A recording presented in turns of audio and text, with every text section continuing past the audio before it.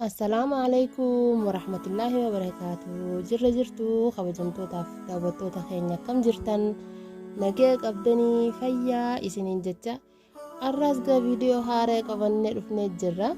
Akkuma argitan gaa viidiyoo oolmayaati kan dhiyeenya waraabame osoo hin tahin xiqqoo turee jira yookaan bubbulee jira.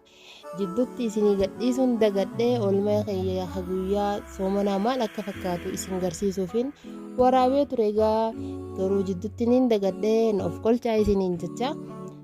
Akkasuma gaa viidiyoo kana keessatti waan hedduu takkaan hojjedha, waan dila takkaan hojjedhee ture guyyaa sanii.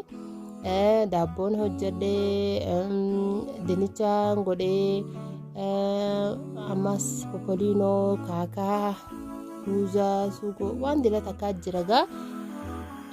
Akkuma beekamu guyyaa gisee soomanaa namni waan baay'ee takka hojjeta.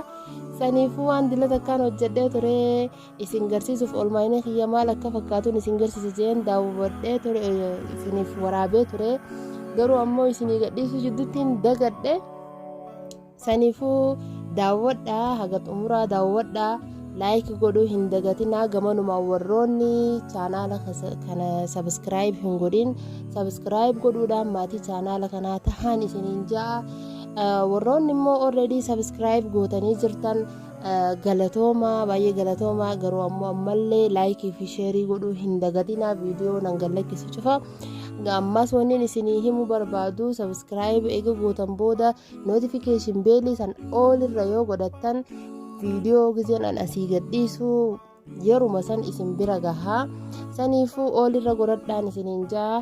Like fi share immoo hin dagatinaa isiniin jaagaa gama viidiyoo